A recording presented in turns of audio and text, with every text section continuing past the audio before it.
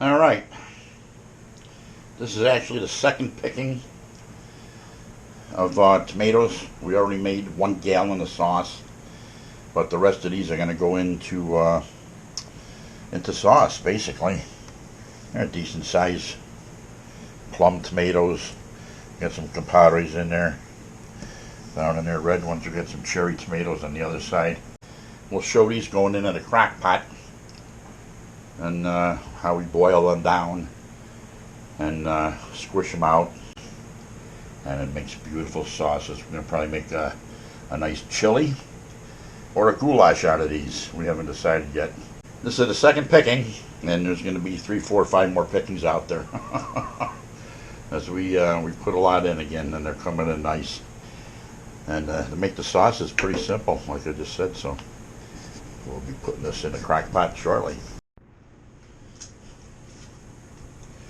Alright, we're making sauce again. The wife's got all the tomatoes ready. So we're going to load them up in the crock pot here. She's going to rinse the other batch. Then I don't really need talking from here on out. We got a whole handful of these. I'm going to dump them in there. No idea where's it going.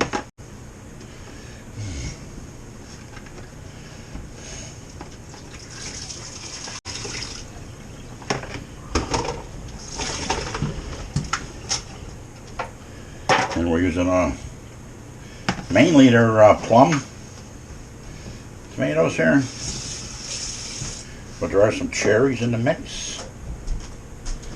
And we're really going to jam them in here. This is going to make a gallon of sauce, maybe 2 gallons.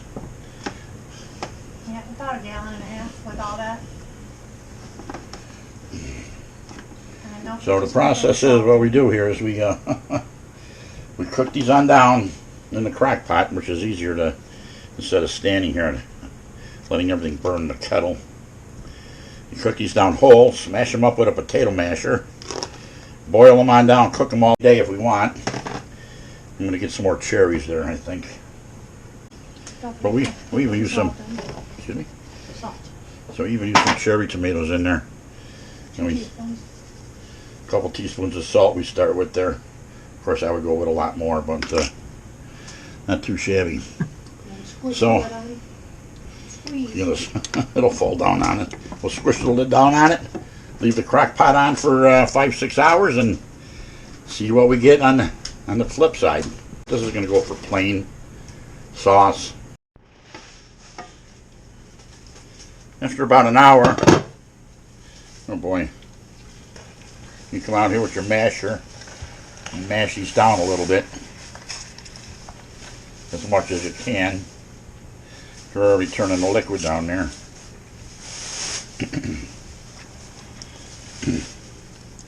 Not as soft as I thought they'd be by now. So I got to make sure I don't, I'd rather stab them with a knife like I did last time. Yeah, they're not ready to really, they're not ready to mash. They're just still too hard. But you can stab them with a knife if you got the time to break them up a little bit. Pop them up a little, they'll start cooking down a little bit better. Usually after a couple hours, they're soft enough to just pop with the potato masher.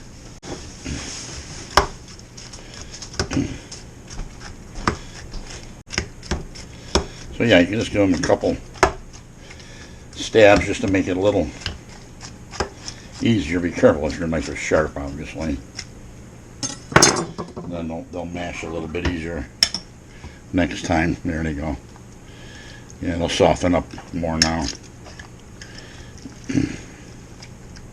Yeah, we're going to let them go naturally. I get more in there now if I wanted.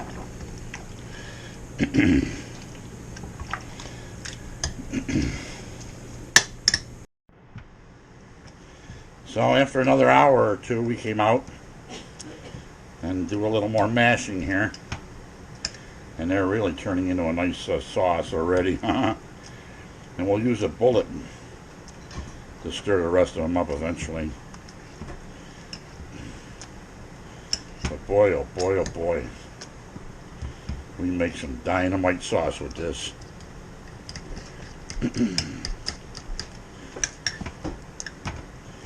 Hey, been cooked down for another couple hours. Why don't I? Smells like tomatoes in here. All right, now we're to the stage where we're gonna stir it up and then go for bagging it.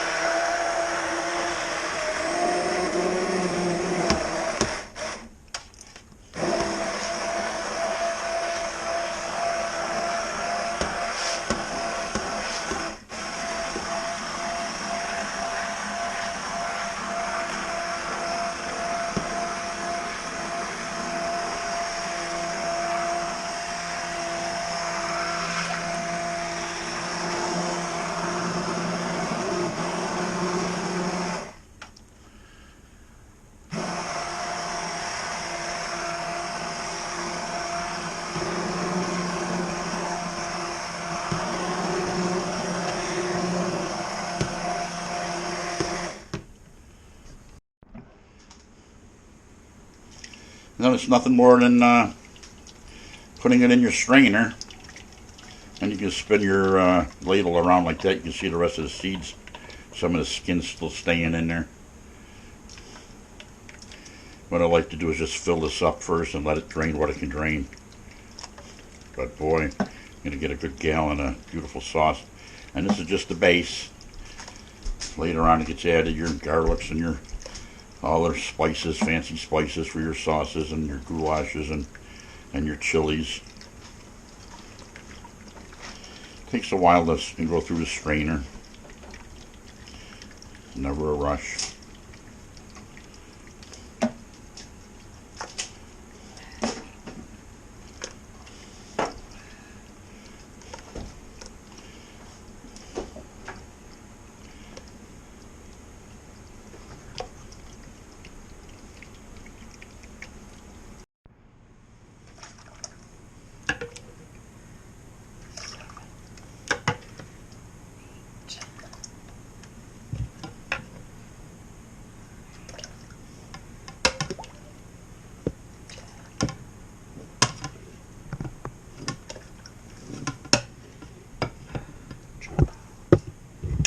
A little over 12 ladles, so that's probably about 7 cups right there.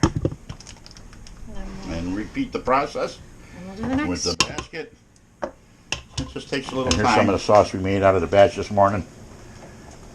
The rest of the sauce we put in the freezer. We only make a little bit. We make meatballs, and the wife puts in mushrooms and garlic and oregano from the garden and chives and basil, homemade grown basil, and she comes out really good. So we end up with a couple Italian sausages in there too. But that's enough for 2 people. We keep the rest in the freezer, and we bust it out when we're ready to make more. Why wouldn't we? The question is, how many more pickings are there? This is picking number 3. 3 or 4, right?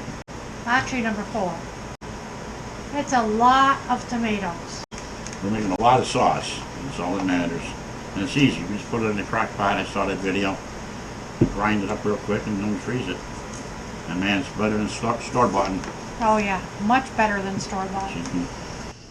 We're going with batch number 3 of the tomatoes here in the crock pot, turning them into sauce. What we ended up with so far was like 1.5 gallons on the first batch. Well, no, 1.5 gallons on the first batch. 1.5 gallons on the first batch. 1.5 gallons on the second batch. 1.5 gallons on the second batch. Like I'm just saying, she had to get involved there.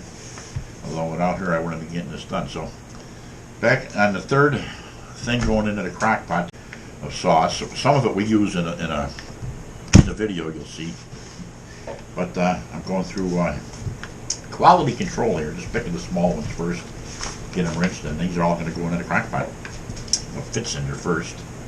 So on with it. No big deal. On with another batch of sauce.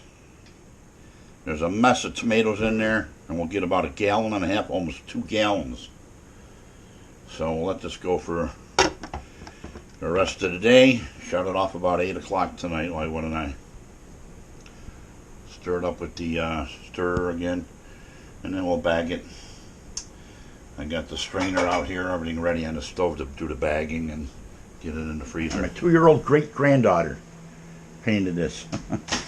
So we're going to get into seeing what's under this bag here. I got a ton of, oh yeah, I remember now. Ton of tomatoes. Let's see. You cover them with paper and the, I think it's the ethylene gas or something like that. Makes them ripen faster. So I don't know why I'm recording this, but I am. Oh, yeah, there they are.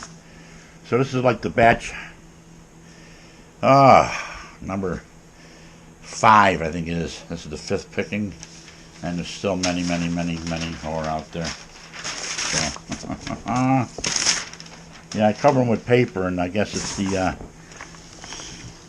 ethylene gas that's produced that ripens them quicker, and they're ripe far enough for me to make sauce. So they're going in the sauce. Why wouldn't they? I forget, 5 or 6 in the crock pot making sauce. So I know we got like 6-7 bags already in the basement, so in the freezer. I lose count, and we got so many more to pick. It's tiresome, but the taste of the sauce is just awesome. It's just, you can't beat it.